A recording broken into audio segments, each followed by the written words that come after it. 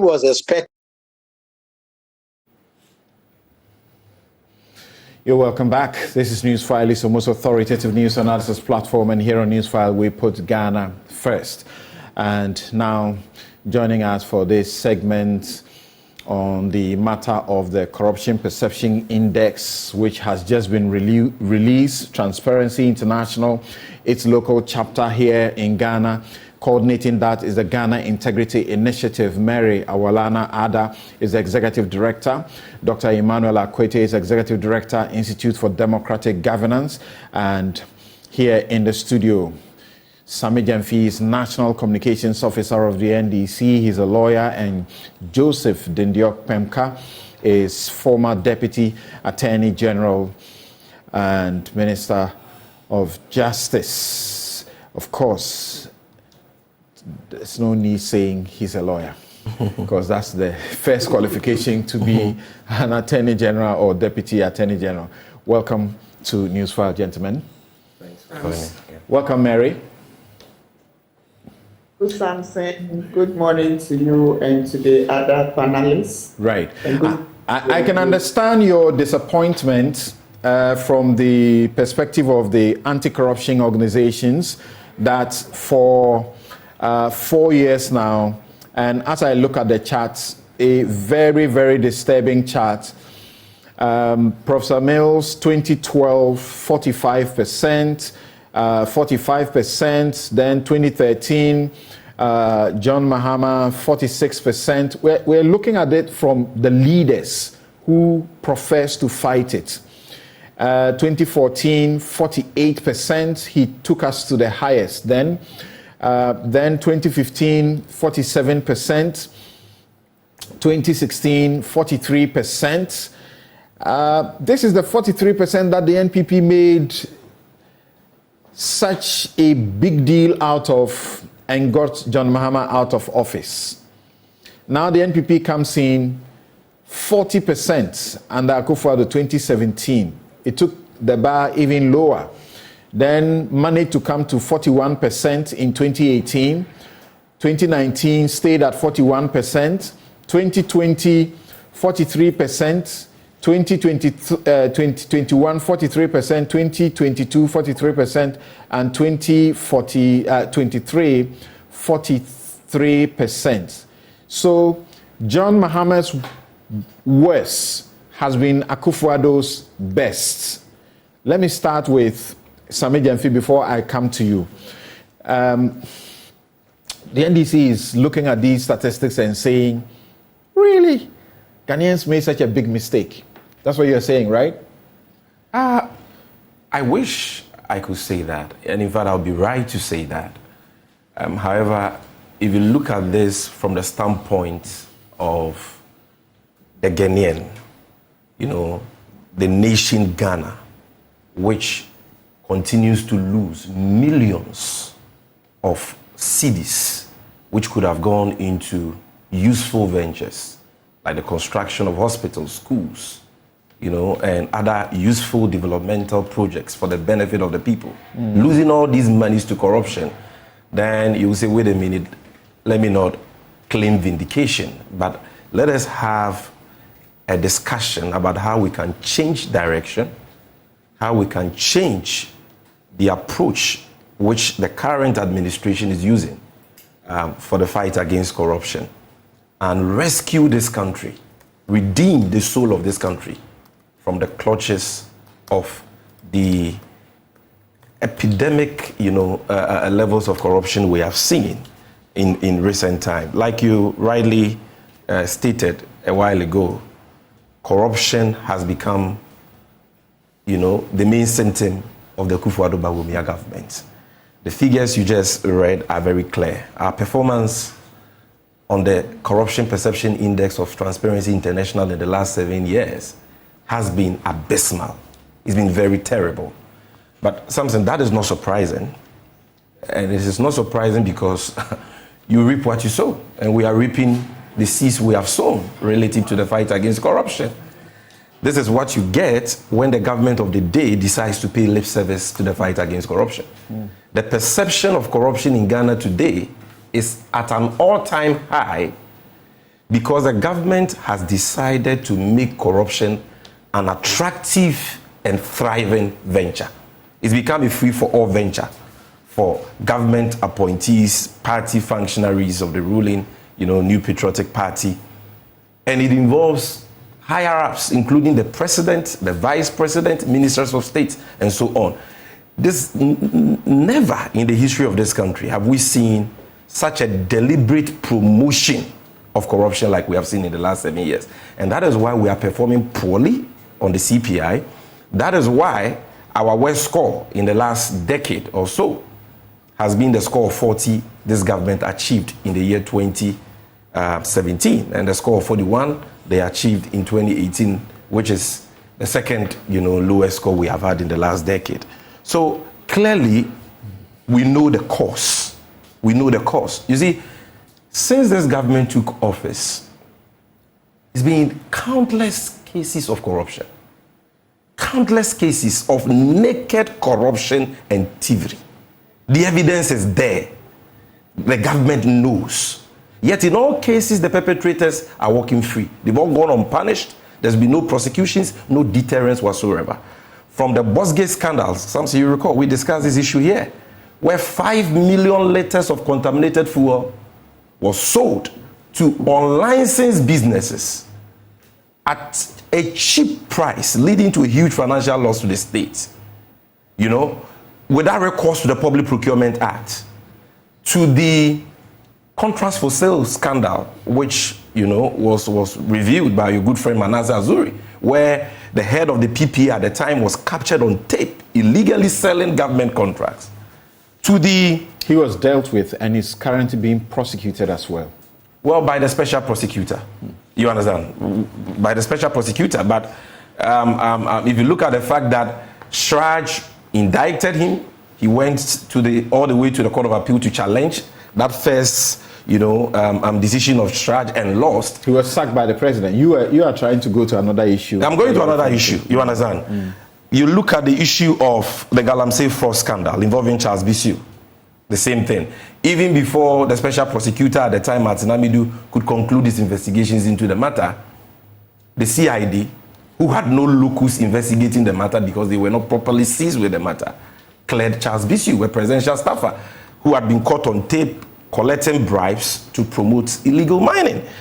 They're missing excavators as we speak.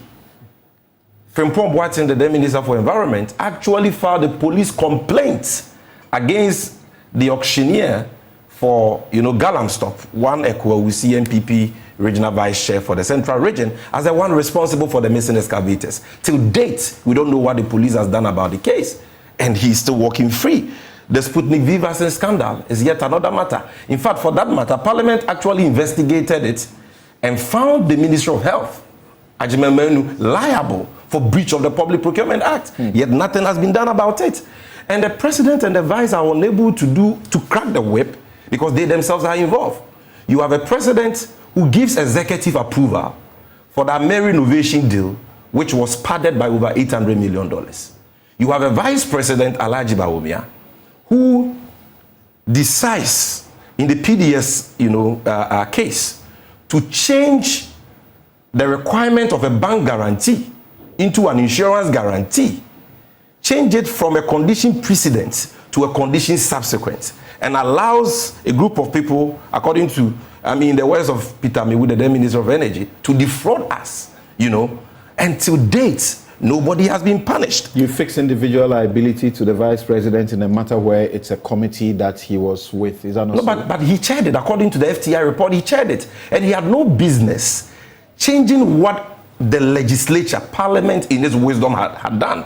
That to prove the financial capacity of PDS, to demonstrate their financial capacity to be able to manage an important national asset, 20 billion Ghana cedis asset, that is ECG, they needed to show a bank guarantee. But if the consortium did wrong, it was not the vice president. And it's a consortium that is now facing the troubles that happened with PDS. No, but it was a vice president that aided the consortium to defraud us, because it was the vice president who chaired the meeting that changed the requirement of a bank guarantee into an insurance guarantee without recourse to Parliament, and change it again from a condition precedent to a condition subsequent. That is the root cause of that scandal, which according to the IE, change of the condition did not remove the responsibility of the consortium to meet what was required to be able to undertake that. But the point is that, Francis, Samson, if it had not been changed, you know, a bank guarantee and an insurance guarantee are not the same.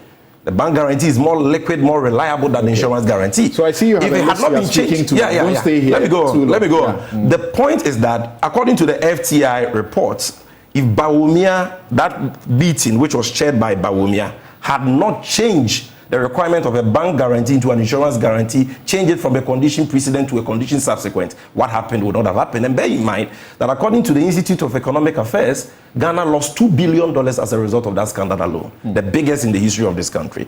Then you look at the institutionalization. The biggest issue now is that we don't know what the people who led the PDS, what government has recovered from them. That's the most important. The electricity bills we pay to them. Exactly. To the tune of $1.5 billion. They failed to refund that money. Till now. You understand? Now you look at certain glaring acts of corruption that are not mere allegations, but that are the findings of a constitutional authority, like the Auditor General. Here I'm talking about the COVID-19 expenditure audit, which was done by the Auditor General. And look at the findings, damning findings. We pay 1.4 billion cedis to a company, Modern Security Printers, to conduct education for secondary school children on COVID-19 protocols. The money is paid in full and the job is not done. And the president and the vice are sitting down. The law enforcement agencies are sitting down. The company is known. Nothing is being done. We pay $250,000 for medical equipment. The equipment are received at the central medical stores, dispatched to specific health facilities, and according to the Auditor General, they get diverted. And no hairs are rolling, nobody is standing prosecution for this. We pay 37.6 million Ghana cedis for free water, with no water bills to show for. And you have a sitting, vice chair of the ruling party in the northern region, their former parliamentary candidate for Sagnerigu, One Felicia Tete, come out boldly to say that COVID-19 funds, public funds meant for saving lives, were dished out to us like granite. I got 200,000 by virtue of the fact that I was parliamentary candidate and vice chair of the MPP in the northern region. I know DCs who got 30,000, regional executives of the MPP who got 50,000 each, constituency executives 10,000 each. They were helping to fight COVID-19. What? Just mind-boggling. And then till date, this woman has not been invited by any of the law enforcement agencies. COVID money. You see, so it is, and what is even sad in all this, Samson, and I know you have been a constant advocate on these issues.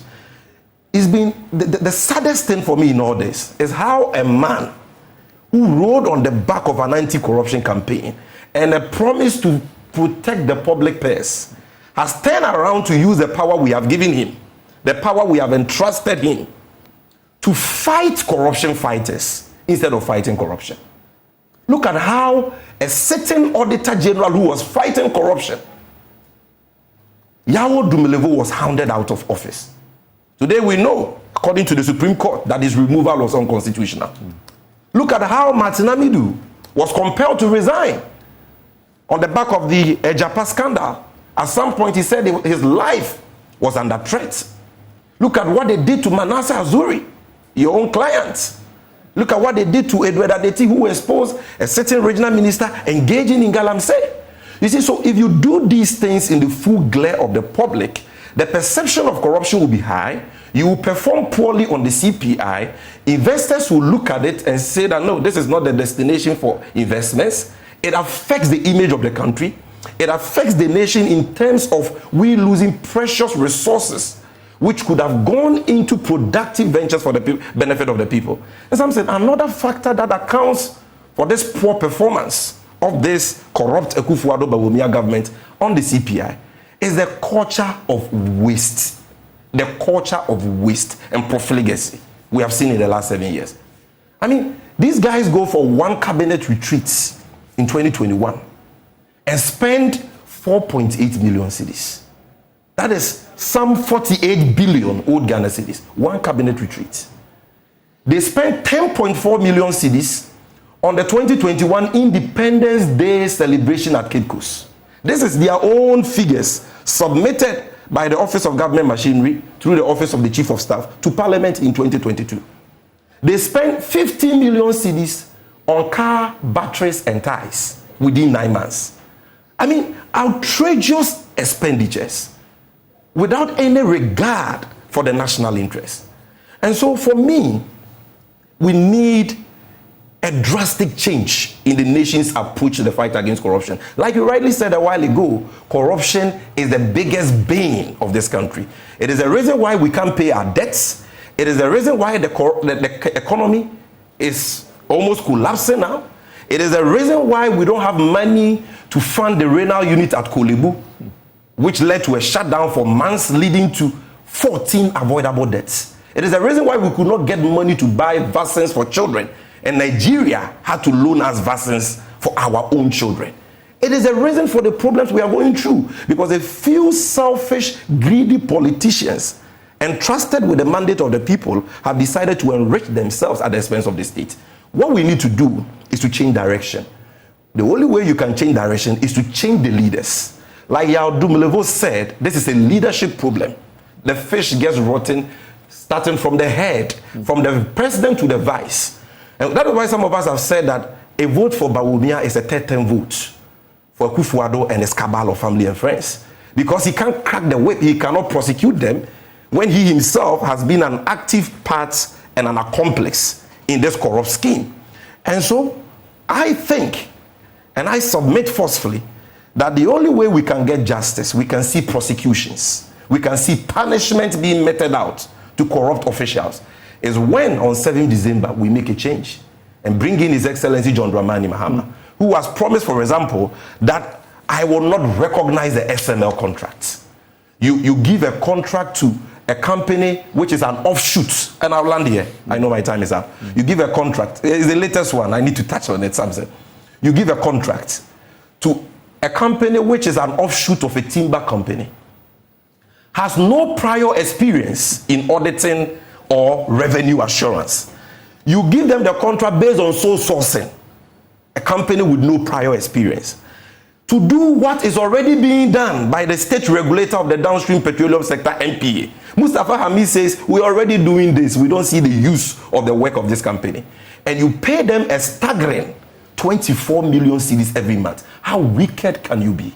And so we need a change. The only way these people can pay for their sins, the only way we can see prosecutions, we can see punishment, we can see deterrence to lower the perception of corruption in the country, is when His Excellency John Dramani Mahama, inshallah, assume the reins of government come 7 January 2025.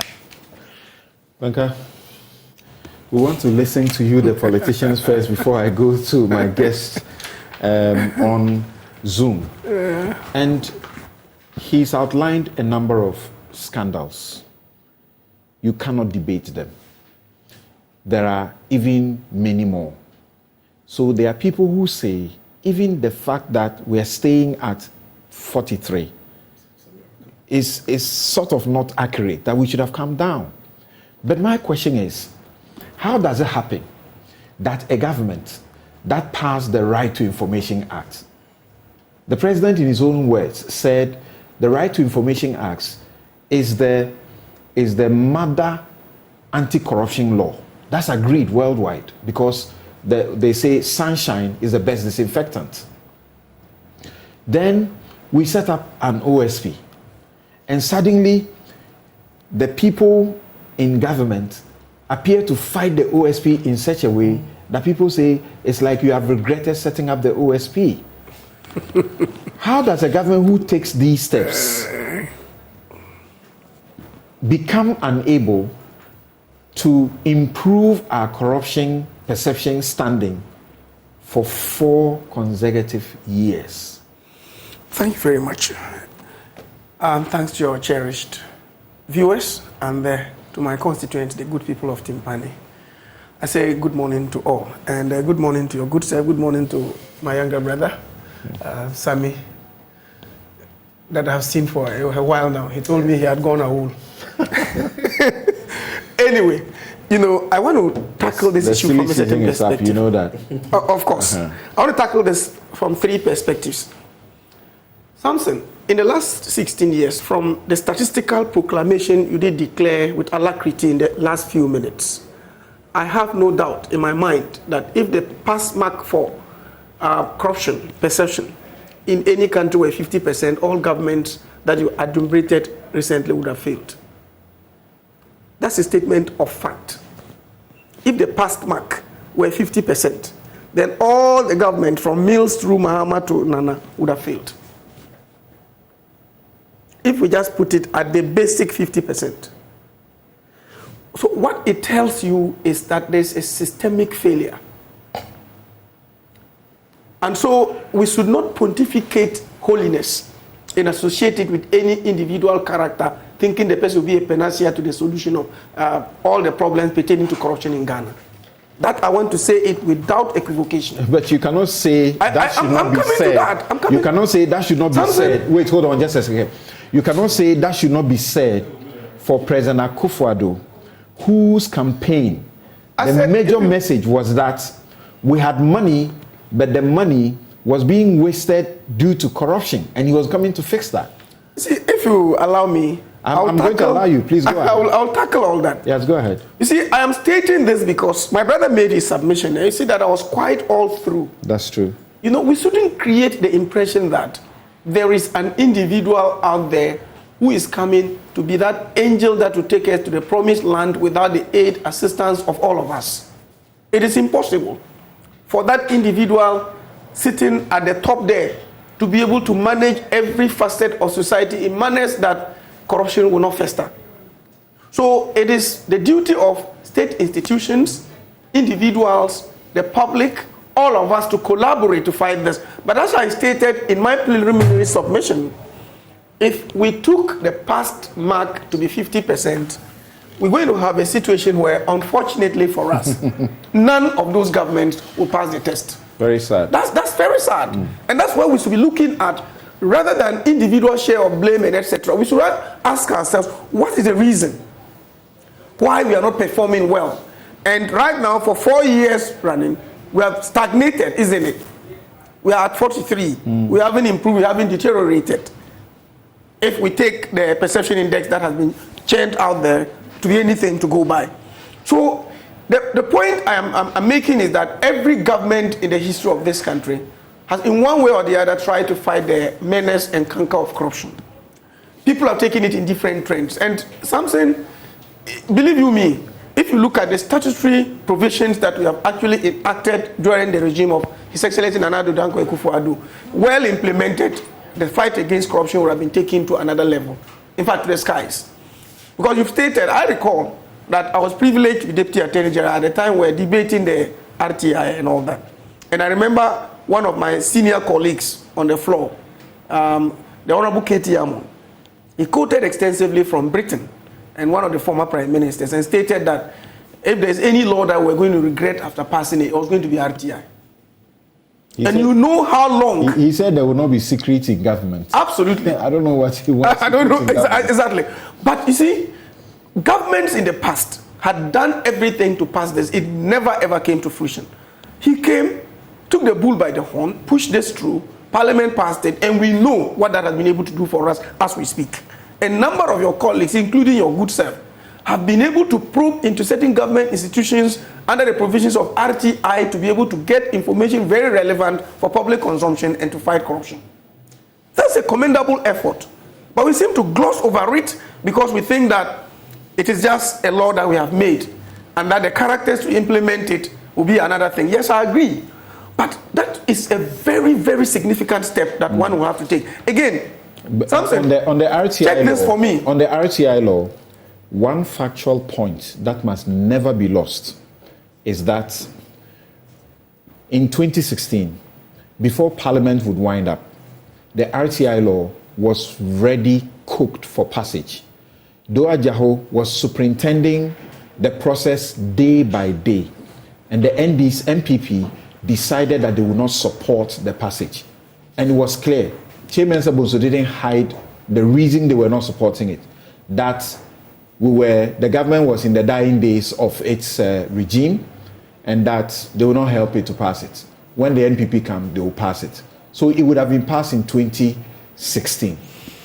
But Samson, the government had an opportunity in 8 years to have passed it earlier. That's correct. That's the most significant thing. In fact, they had an opportunity to have passed it earlier. On the occasion when it could have been passed, yes, the NDC didn't have the sufficient numbers in the House. Yes, and why didn't they? Because if they had intended to pass it, they would have galvanized the majority with a 3-line whip to come over and then pass it. Then they take the credit. My point is that your side was there and could have made the numbers for the passage, and they decided that they won't agree. Yes, but even without our side, their side alone could have passed it.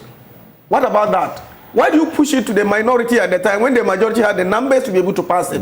I'm saying that under His Excellency Nanado's first term, the Right to Information Act was passed. That's correct. And that credit will have to go to him. Yes. Like it or you do not. Again, there are other provisions or laws that were enacted in that regime in the first term of Nanado, to which I was privileged to be a member. One, if you look at the Whistleblowers Act, and then you look at the Witness Protection Act. Whistleblowers Act is 2006. 2006, I mean, but we did some amendments. And then again, if you look at the Witness Protection, we enacted it under the first term of Nanado's government. And then the OSP.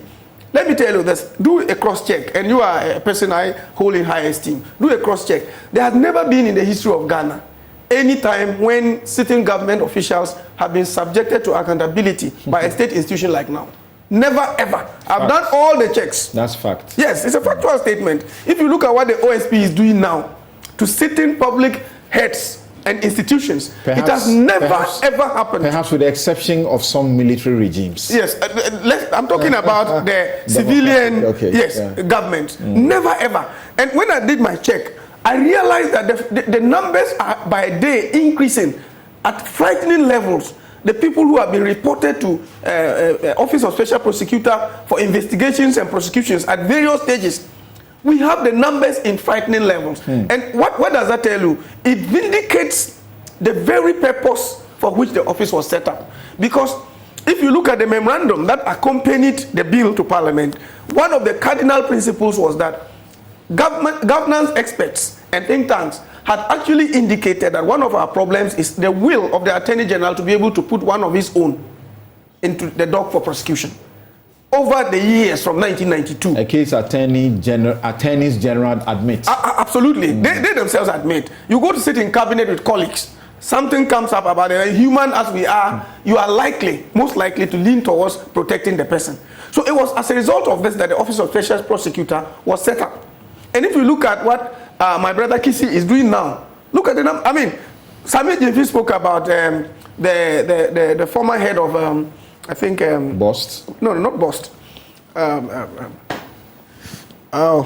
Public Procurement Authority. Yes. He's being prosecuted as we speak. And you are aware. Yes, I mean, the Special Prosecutor even updated the public as to how far they have gone. There are some cases that Special Prosecutor has investigated and then found that they are not within his ambit and control, and therefore they have decided that they were not going to proceed with it.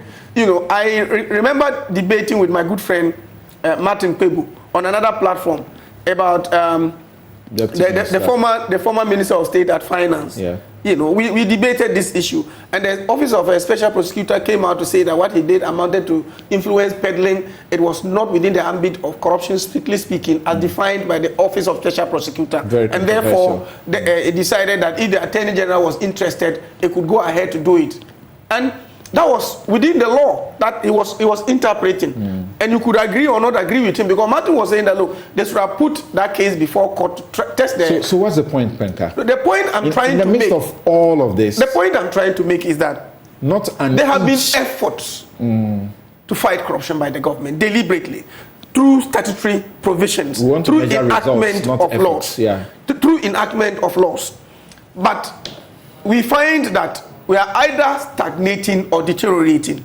And I'm saying that we have to diagnose what are the basic causes and principles underlying the fact that we have all the beautiful laws that we have promulgated over time and period, and yet we are unable to reduce it to the barest minimum. And I say so because, you see, our society itself is structured in a manner that if care is not taken, public officers are likely to run themselves into corrupt practices. And I say this again, Samson. In Singapore, let me give you one example. In Singapore, the transport minister is involved in a $119,000 corruption scandal.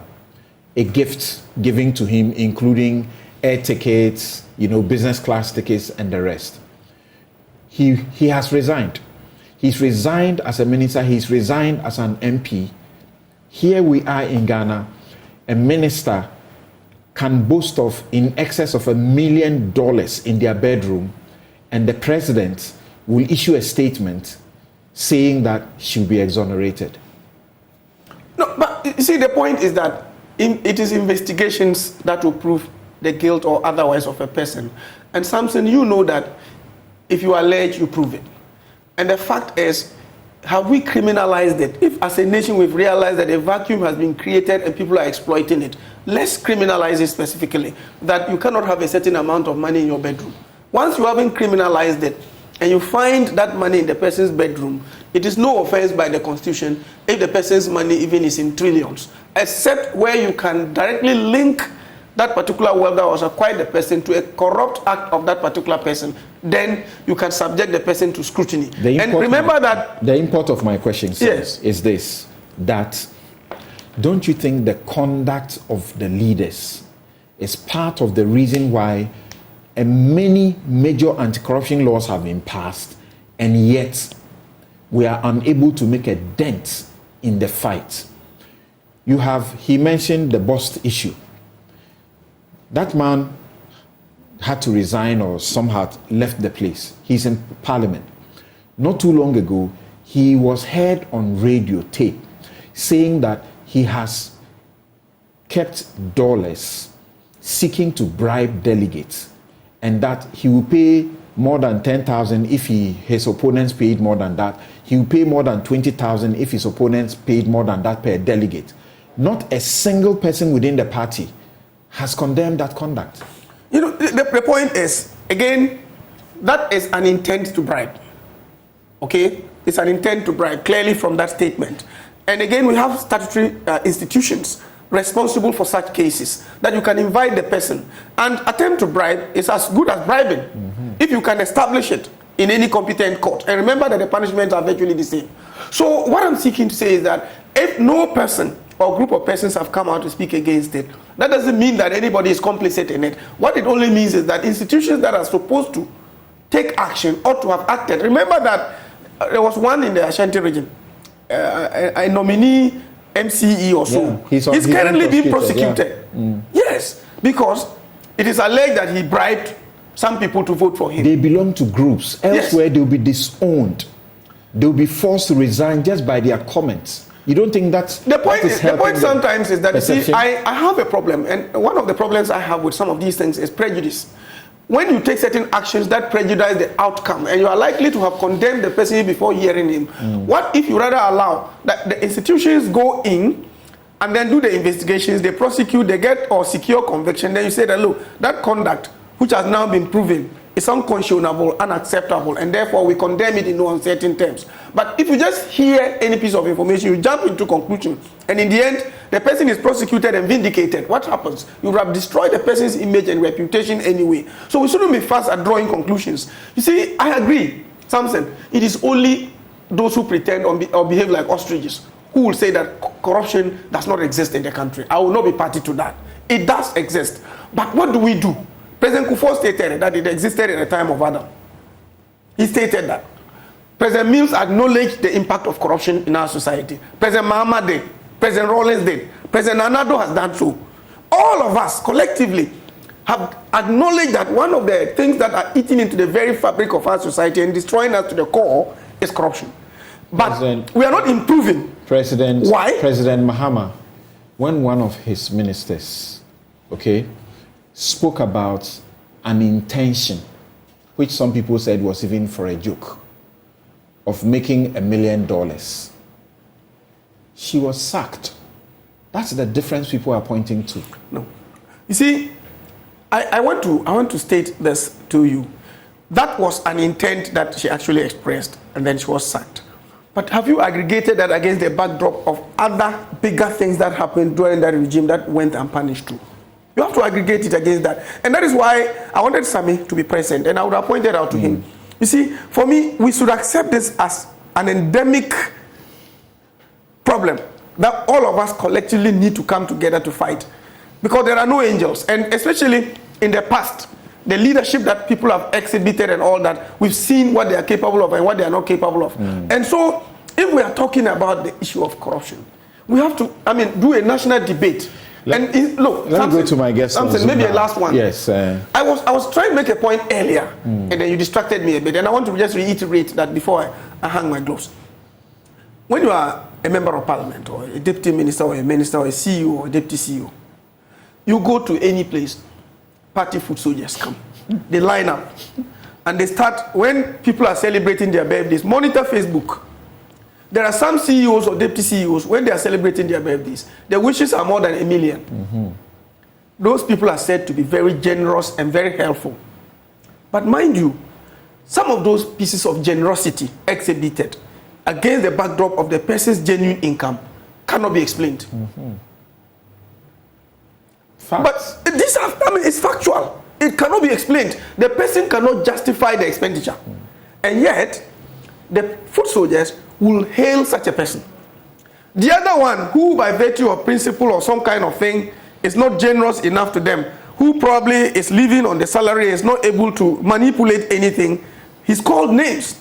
And they call for the person's removal and all that. So again, our society itself, by virtue of the structure, conduct of the individuals and persons, we promote it deliberately. And then we seek to say again, institutions to fight it. It becomes very difficult. We have just come from elections of MPs and other things, MP candidates and the rest.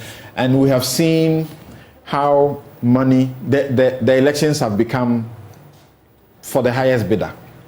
So let me thank you very much for your patience, Mary, and to Dr. Akwete. So, okay, Mary, let me just ask you this, because what I was going to ask you might be unfair.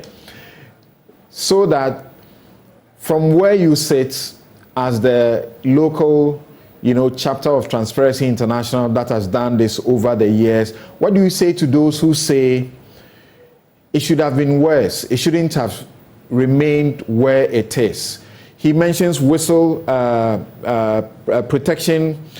Protection Act. And some people say, yes, you passed Witness Protection Act, yet a journalist was murdered who was being a witness and all of that. What do you say?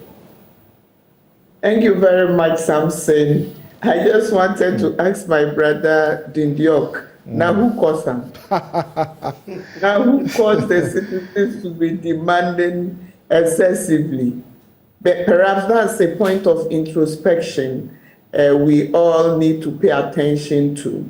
Because in this fight, when the citizen sees that the only way they can also benefit from their share of the national cake, then it shouldn't be surprising. I'm not in any way justifying such behavior, but then it's gotten to a point where in this democratic experiment, our political office holders and those whom we have given power onto to ensure that the affairs of the state are in a good place, have decided that they would enrich themselves and make things uncomfortable for the citizen. And so some of these behaviors are manifesting. Again, when they decide that they will pass half-baked laws, we continue to say when it comes to legislations, there is no way we are handicapped at all. But when you look at the details of those legislations that are passed, then you realize that we have a big challenge on our hands. You can see that manifesting in the affairs of the Office of the Special Prosecutor, when most of the cases he's trying to investigate are not standing the test of time. And so he is quickly also finding other avenues to collaborate. Then let me come to the question you asked about fairness. Something, the Corruption Perception Index is an aggregate of various indices from a list of 3 and a maximum of 13 for any country to be able to make it into the index for any particular year. It is based on surveys that have been conducted 12 to 24 months within the period. It also captures the perceptions of experts and academics within the jurisdiction that have been conducted in various surveys that I mentioned, those 13. Again, and so even with that, you would understand that from a survey perspective, it is not what we would want to see that is manifesting, but we are speaking to the fact that we have data that stands the test of time. We are dealing with data that is credible, and if you are talking about issues of validity, we are very valid. We are also dealing with data that speaks of expert opinions and not citizens' opinions. Expert opinions and experiences over the period I've spoken to. And so in the analysis are very succinct, the analysis are very cogent, the degree of margin of error is very low, and so whatever evidence is given is what it should be. And so even though you may say that there is a lot of talk about corruption going on in the country, and for that matter, we should have measured worse. That is not it. We are talking about Ghana being assessed based on 9 different data sources, and these data sources make us, give us the place where we find ourselves. And we are not the only ones. We are with Senegal and another country which scored 43. Let me say that in the score, the issues that are dealt with are not just the issues of bribery. We talk about diversion of public funds. The score measuring corruption also talks about prevalence of public officials using public office for private gain without facing any consequences. We talk about ability of governments to contain corruption and enforce effective integrity mechanisms in the public sector. Again, the Corruption Perception Index looks at issues of meritocracy versus issues of nepotism and cronyism, effective criminal prosecutions for corrupt officials, and then adequate laws on financial disclosure and conflict of interest of public officials. Then again, we talk about legal protection for whistleblowers, including journalists, investigators, and others. State capture, which we have seen in the past week that Ghana's state capture ranking is increasingly becoming a worry, because even though we are not in a dangerous place, it is becoming worrying because it's gradually and progressively rising. Then access to civil society for information on public affairs. And as the 2 previous speakers have indicated, we are looking at a place where we want to see access to information going just beyond talking about it.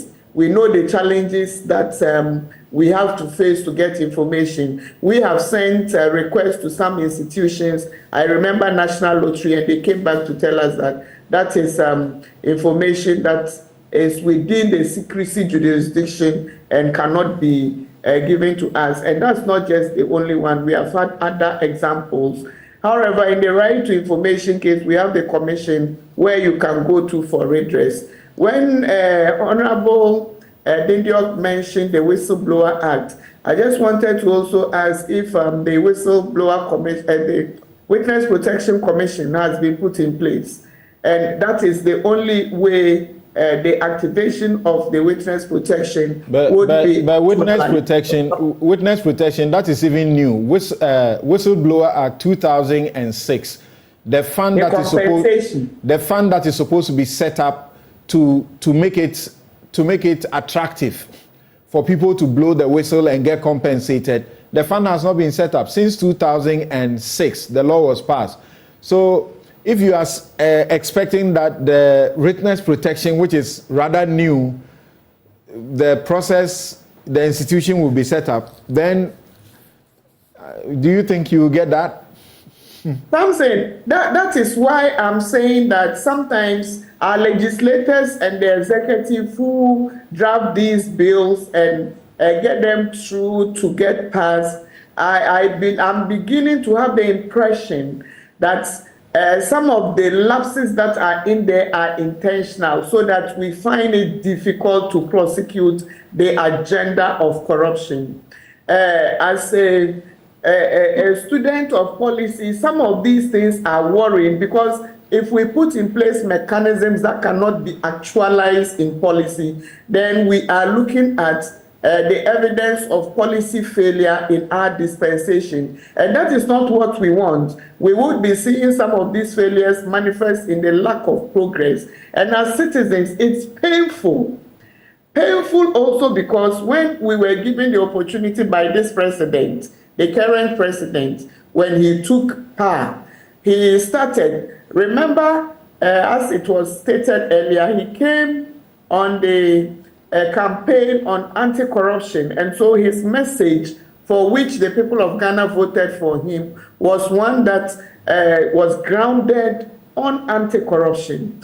Then I was listening to your earlier interview where the gentleman was talking about his record of not being corrupt. I think one of the other records was that this current president is spotless when it comes to allegations of corruption. Again, there was so much goodwill from the people of Ghana that they believe that such an anti-corruption expert, a legal luminary, of course, and an anti-corruption person would show some credence of those credentials.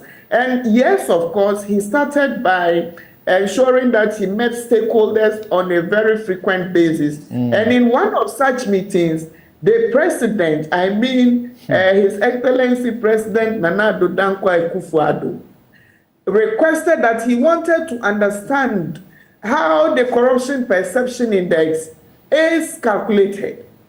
And civil society was so happy that on this president who wants to fight corruption, I remember Dr. Akwete was part of this team. We went, the Ghana Integrity Initiative prepared a paper on this, and we went and submitted same. We actually showed some of the things I've talked about here. What are some of the components of corruption that goes into the various indices or the various surveys that are captured within the African Development Bank, be it World Bank, whichever. And it was a very good discussion where the president showed commitment that he would want to work towards changing the narrative. Unfortunately, after 2-3 meetings, the relationship, I don't know what happened, perhaps we need to resuscitate it, went into coma. And after the coma, these are some of the manifestations we have seen. So I believe from 2021, some things happened, and we have gotten to a place where we decided that we are very fine. We should stay at 43. However, I just wanted to make a brief submission before I bring my preliminary remarks to an end, that countries in Africa which have stagnated for a long period have tended to fall. And so until we make up our minds that we want to make an impressive turnaround and then pay attention to all those things that are used to measure the CPI, then we need to pay attention, because out of 6, 4 fell significantly. And when I say significantly, it means you are falling more than 5 points, like we did in between 2014 and 2015. If we want to make progress, 6 out of 4 countries, 6 countries, 4 fell, and only 2 were able to make some gains, and those were not significant. Okay. Yes, and my final question to you will be, we are seeking to understand, for a government whose regime has passed the most important legislations to fight corruption, the RTI once again, the OSP Act,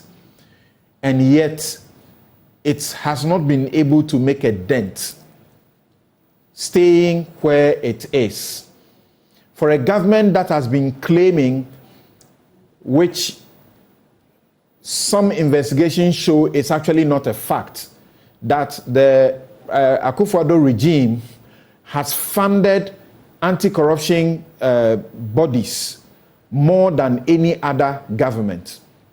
The fact check at the Media Foundation for West Africa did their fact check, and they came to the conclusion that that claim is false. It's false on two levels. That the percentage or the interest, when they look at the money today, they are not comparing to the money yesterday when for example, in the NDC regime, they were giving the money. So you must compare the money and talk about the value of the money, not just the quantum. And then again, for the individual institutions, they found out, for example, that the audit service, judicial service, the SHRAJ, the claims of providing more funding to these institutions than any other government was false. Why was it false? They looked at how much indeed they received. So that if you took the audit service for a period between 2013 to 2016 under the NDC, and then for a period between 2017 and 2020 under the NPP, the NDC government, the rate of confirmation or approvals of the monies they needed, they approved 117.4% of the budgetary requests, whilst in the Akufo-Addo regime, it was 84% that was approved. If you take the judicial service, there was approval under the Mahama regime within the same period, 88% approval rate of confirmation of the budget they needed. In the Akufo-Addo regime, the approval was 72%. If you take SHRAJ, in the Mahama regime, within the same period, the approvals were 108%, whilst in the Akufo-Addo regime, it was 90%. So they say these claims, yeah, the quantum, whatever it is, but it's false. What do you say? Samson, perhaps maybe let's not argue about whether this is true or not. Let's concede to them that this current government is the one which has resourced the anti-corruption institutions more than any other, which we all know is not the case anyway. There's evidence to that effect. However, if we put in inputs, something, we expect to achieve outputs. And right. So if these inputs are positive, we are expecting positive outputs.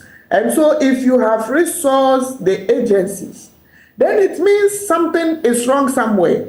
Either our anti-corruption institutions are not working as they should. I am also informing you, for instance, for SHRAJ, until recently, they didn't even have district offices everywhere across the country. Until recently. And most of the others do not. So, and then when you go to some of these offices, the sorry nature of them, they lack resources, they lack staff. The resourcing is money and staff as well. SHRAJ at the headquarters level is also struggling. And so whether we have given more than any other is besides the point. What we are talking about is if you have put in more, it should be evidenced by the outputs we are making. We see rhetoric on putting in more. We see budgets on putting in more. However, when it comes to the actual disbursements, I was on another platform with the Deputy Attorney General, and he indicated no institution has enough resources to operate. And so what the government has done is more than enough. That is true, that no institution has adequate resources to operate, and we are talking about where we are coming from.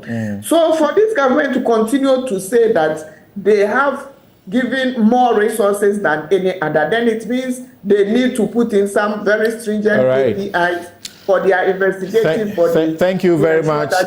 Thank you very much. And I want you to give me just the list. You said the 3 pillars under which this is done.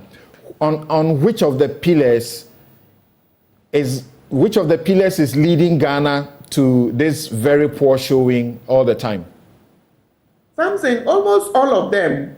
All of them. When you talk about the issues around bribery is so predominant. And remember, it's in the public sector. This survey talks about the public sector. Okay. And we know the issues around procurement, the issues around independence of our institutions. And that is a no-brainer, very important. And then when you look at the issues around the independence of those institutions to be able to speak to, look at what is happening in the case of the special prosecutor. He has had cause to come out to lament and cry out for support. Okay. That is not good enough. And then the critical aspect is what leadership is showing out there by its actions. So we say the laws must be seen to be robust enough, because in most of the indicators, the law is looked at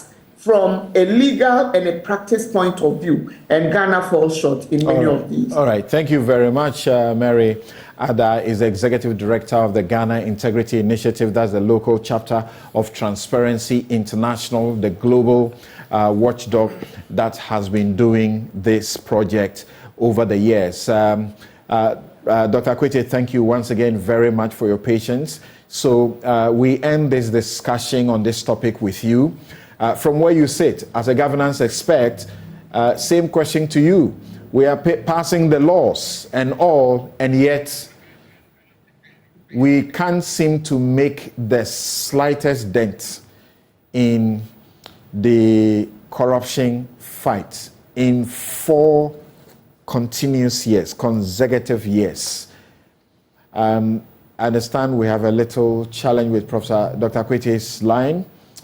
This is Newsfile. It's your most authoritative news analysis platform, and here on Newsfile we put Ghana first. And you have been listening to my guest. First, you heard Sami Jemfi, National Communications Officer of the NDC. Joseph Dindiok Penka is former Deputy Attorney General, Minister of Justice of the Republic. And just a while ago, you heard Mary Ada, Executive Director of the Ghana Integrity Initiative. It's Professor Dr. Akwete who will give us the very final word on this. This show is brought to you by the kind sponsorship of Bank of Africa, as strong as a group and close as a partner. MTN everywhere you go. Ashesi University, educating ethical and entrepreneurial leaders for Africa. Robert & Sons Optical Services, your comprehensive eye care service provider for 33 plus years. My Way Insurance, dial *165# on MTN to join My Way today. Syntex Tanks, it's strong, it's tough, and Flamingo Paints, simply superior. Do we have Professor Akwete back on the line? Dr. Akwete back on the line? Okay, so unfortunately we don't have Dr. Akwete on the line. When we return, we would be asking the question about whether or not elections should be moved to November. The NDC has 11 reasons why that should not be done now. They say the EC is too late in bringing up this discussion. We'll be right back.